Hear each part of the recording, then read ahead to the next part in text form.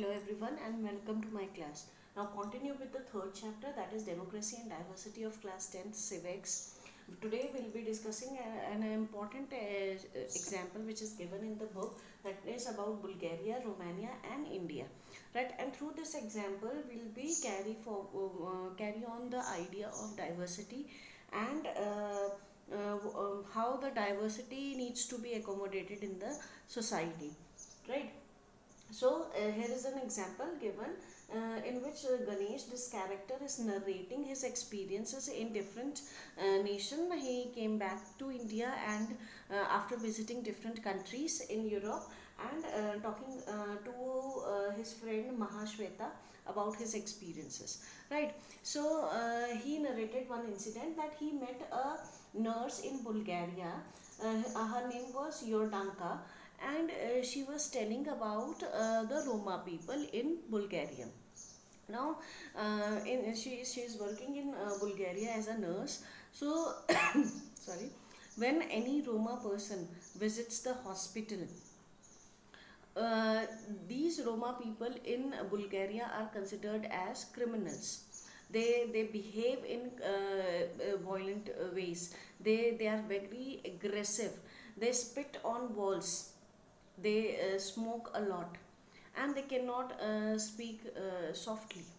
They are very aggressive in their tone. Right. So these are the characteristics that is described by the nurse to nurse about the Roma people, one particular community of people living in Bulgaria, and doctors and nursing staff, they prefer not to take any. They do not. Indulge in any kind of conversation with Roma people, right? Because they are so aggressive.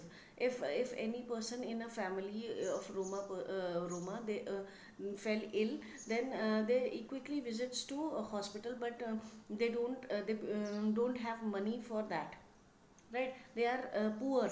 Since they are criminals, they indulge in criminal activities, but they need services. And due to their aggressive nature, uh, doctors or other people, they can't refuse providing services to them, right? So this is the case of Roma people in Bulgaria. Now talking about Ganesh also narrates one incident to his friend Mahashweta about Modru Zeni. Modru Zeni is a Romani girl. She's just 18 and she lives in Romania, right? She was just 18 when she was delivering her third child, and she visited the hospital, but the nursing staff, but the doctors in the hospital, they refused to attend this girl. Reason being, she was wearing very dirty clothes. She was smelling badly, but and hospital staff and the doctors, they refused to attend her.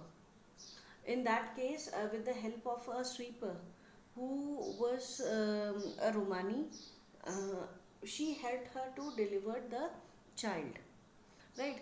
And then the one nurse came and said a baby boy is born, but another criminal has come, right? So this is the status of Romani people in Romania. So this Modruzeni, this girl replied, I smell bad because I'm throughout my pregnancy I'm eating from the garbage. I'm poor. I'm not having enough food. And even the social worker and the government are not taking any initiative to provide us the facilities. So that is the reason we are in this condition. So this is the two case.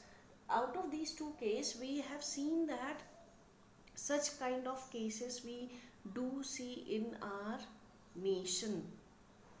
When we see the people from the downtrodden society, when we see the people not treated equally in our society, because they are poor, because of their indulgence in criminal activities, we do discriminate people on these issues, right? So this is how the people of living in same country but indulging themselves in different activities out of their behavior, out of their origin in the poor family. All these factors leads to discrimination against them, right? So through this example we can compare these nations like Bulgaria, Romania, India. We do find certain differences, discriminations in our society.